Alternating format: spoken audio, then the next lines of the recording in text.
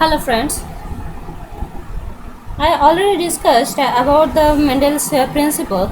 Now I am going to discuss about the Mendel's law. Mendel considered some characteristics in his experiment methodologies. Obtaining seeds which were true to their types, that is the plants with red flowers, always produced generation of red flower plants. Counting all seeds and grouping them on the basis of characters that they present. His method thus was quantitative and he kept the track of characters of plants of several generations after a particular cross. He first studied the inheritance of a single pair of characters and later took combination of pairs of two or more characters. Mendel's contribution was unique because of his methodological approach to a definite problem, use of clear-cut variables and application of mathematics, statistics to the problem. Using p-plans and statistical methods, Mendel was able to demonstrate that traits were passed from each parent to their offspring through the inheritance of genes.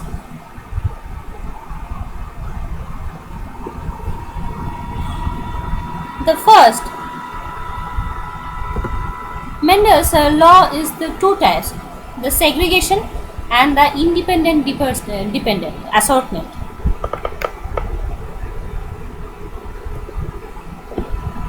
First, the law of segregation. In the monohybrid cross, after ensuring that his pea plants were true breeding, Mendel was then ready to perform a cross-pollination experiment between two strains. The initial experiments were monohybrid crosses, so-called because the offspring are hybrid. They are products of different strains that differ in regard to only one trait. Mendel called the original parents the big P generation and the first generation offspring the F1 for final generation. The filial generation. He performed reciprocal crosses. First, he dusted the pollens of all plants on the stigmas of dwarf plants and then dusted the pollen of dwarf plants on the stigmas of tall plants. In both cases, all F1 offspring resembles the tall parent. Certainly, these results were contrary to those predicted by blending theory of inheritance. Rather than being intermediate, the offspring were tall and resembled only one parent. Did these results mean that the other characteristics, that is dwarfness, had disappeared permanently? Apparently not. Because when Mendel allowed the F1 to self-pollinate, 3/4 of F2 generation were tall and 1/4 were dwarf, a 3:1 ratio. The results of Mendel's experiment showed that the observed or expressed monohybrid ratio of 3:1 of dominant to recessive forms of trait in the F2 generation was in reality a hidden 1:2:1 ratio of 1/4 pure dominant, half impure or hybrid dominant, and 1/4 pure recessive.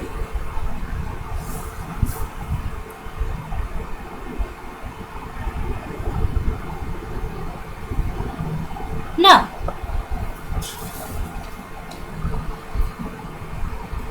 the cross between two breeding tall and dwarf plants of P generation yield phenotypically tall plants.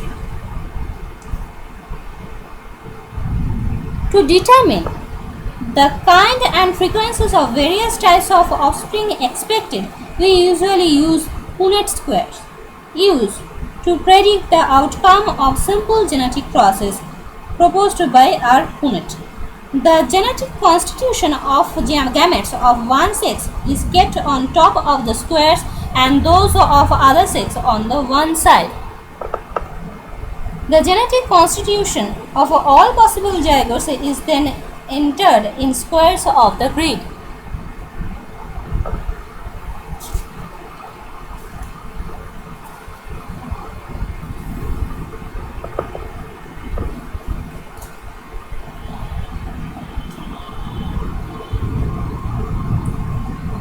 The Mendel proposed that a pair of unit factors control each genetic character, now commonly called alleles or allelomorphic pairs. When two dissimilar unit factors are present in a single individual, only one is able to express and the other is not. The one that expresses itself is the dominant unit factor and the other, which fails to express, is the recessive unit factor. Now we call these unit factors genes. During gamete formation, the unit factors of a pair separate or segregate randomly so that each gamete receives one or the other unit factors with equal probability. This ensures the purity of gametes. Once separated, the factors are randomly united in pairs during fertilization and transferred to the progeny. In the pure true breeding forms, both the factors are alike. So, only one type of gamete is formed, bearing either a dominant or recessive factor. This postulate is popularly known as principle of segregation or purity of gametes. Here, each true breeding plant of parent gametes has identical alleles, that is the purple flower and the white flower. This is the appearance of the flowers, genetic makeup, the gametes, P and big P and small p. At the F1 generation, it turns to the heterozygous flowers, but the color is purple. In the F2 generation, it turns to the 3 purple flower and 1 white flower, but its first one is homozygous and it's a dominant homozygous and it's the recessive homozygous, but these are to the heterozygous.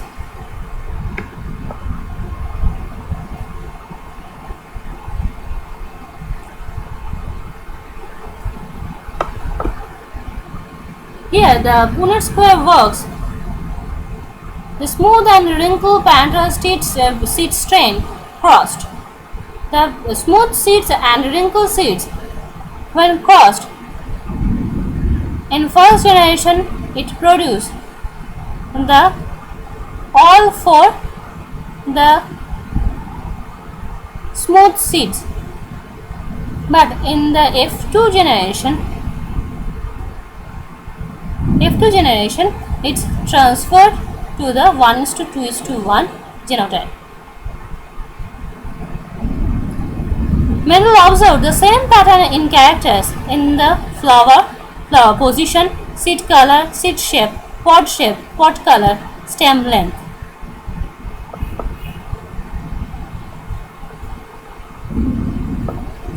Now, the test cross. A test cross is between an individual with a dominant phenotype and an individual with a recessive phenotype, to see if the individual with a dominant phenotype is homozygous or heterozygous.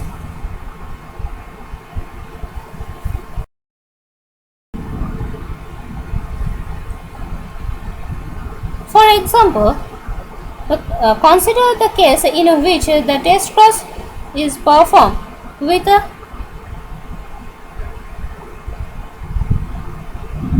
dwarf pea plant and tall pea plant of unknown genotype.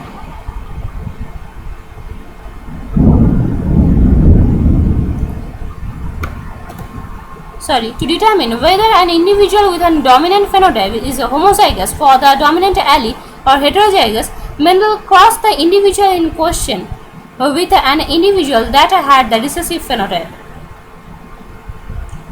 When the dominant phenotype is homozygous, the alternative, the plant with a dominant phenotype, is heterozygous.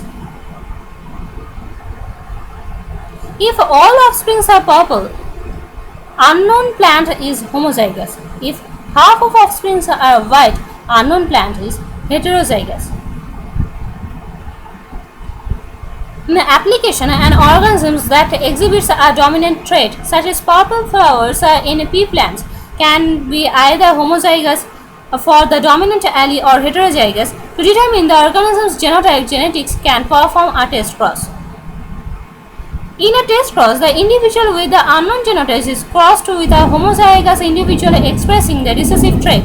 White flowers is this example. By observing the phenotypes of the offspring resulting from this cross, we can reduce the genotype of the purple flower. This is the result of the test cross. Now, the second law, the law of independent assortment.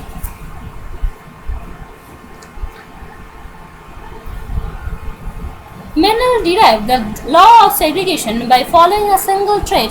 Two alleles at a single gene locus segregates when the gametes are formed.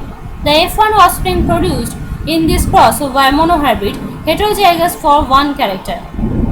Mendel identified this second law of inheritance by following two characters at the same time.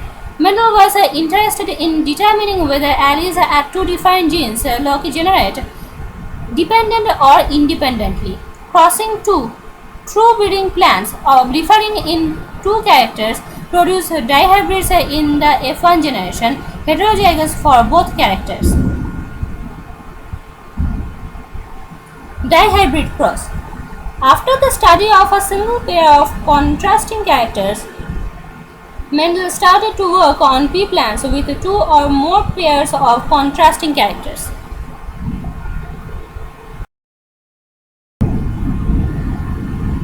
A cross between two sets of plants having two pairs of true breeding characters is referred to as a dihybrid cross.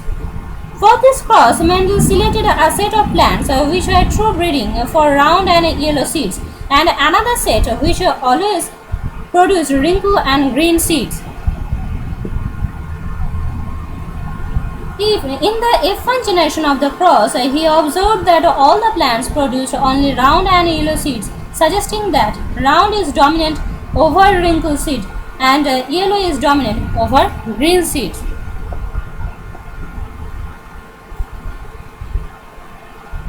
When these F1 were served, Mendel postulated that the generation of one pair of unit factors would occur independently of the other pair, or they will assort independently. Accordingly, gametes must carry all possible combinations of the unit factors of equal frequency. In this example, the gametes with a random distribution of unit factors will give following combination: round and yellow, round and green, wrinkled and yellow, and wrinkled and green.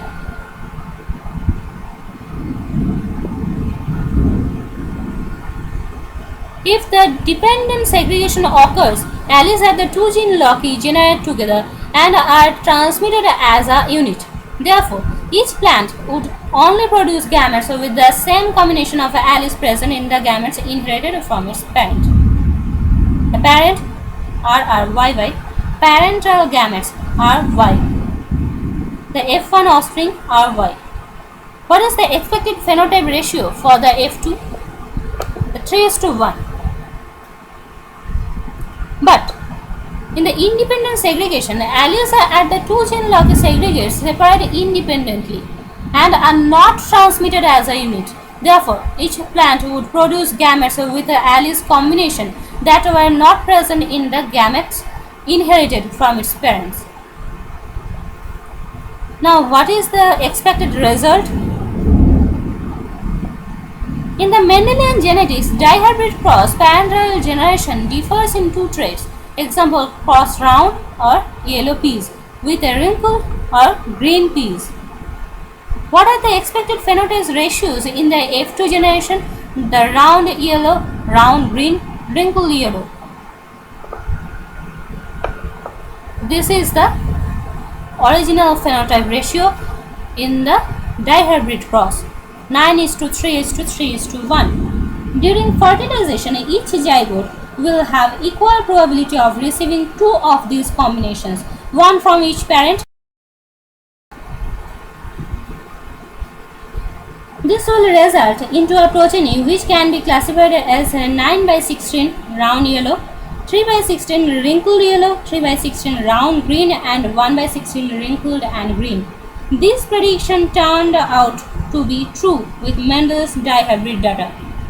In order to account for the behavior in the F2 generation, Mendel suggested that when two pairs of contrasting characters come from the same parent, they may not necessarily stay together, but behave as if each character is an independent unit. This laid the foundation of fourth postulate.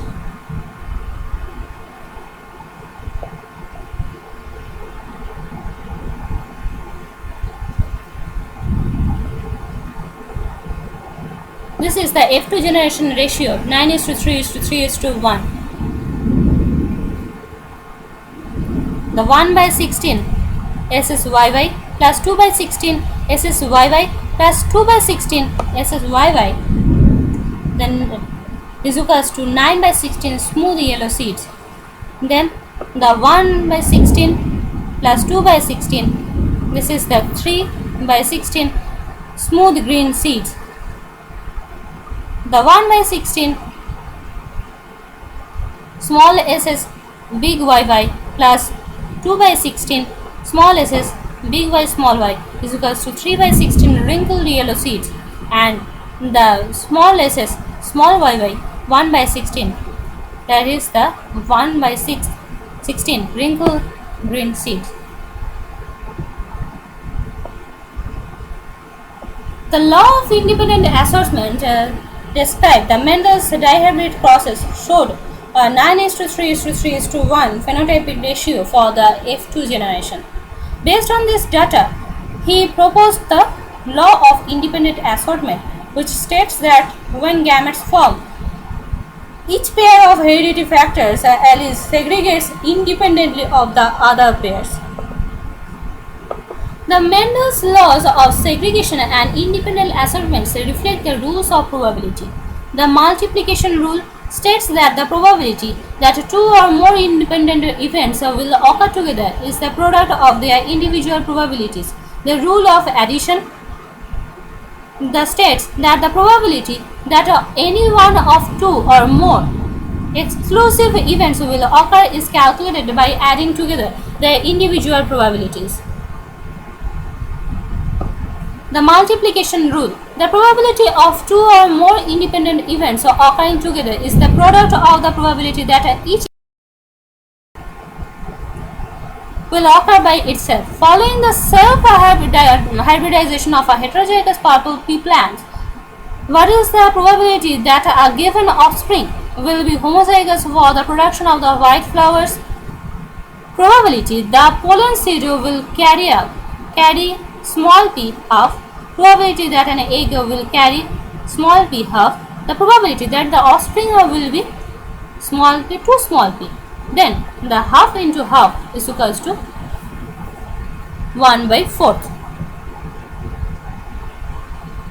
This is the addition rule. The probability of either of two mutually exclusive events occurring is the sum of their individual probabilities.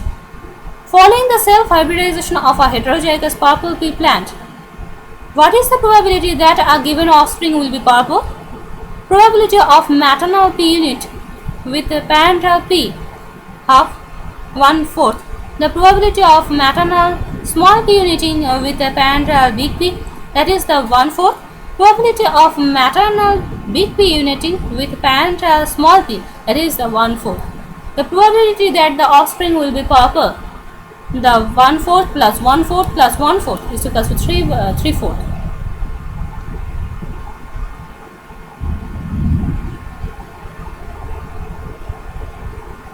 Can be determined using these rules.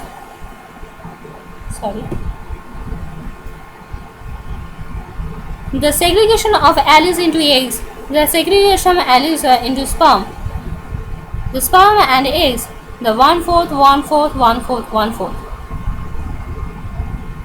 The conclusion of the Mendel's law: the genes are distinct entities that remain unchanged during crosses. Each plant has two alleles of a gene. Alleles segregate into gametes into equal proportion. Each gamete got only one allele. During gamete fusion, the number of alleles was restored to 2. This lecture may be helpful to you. Thank you.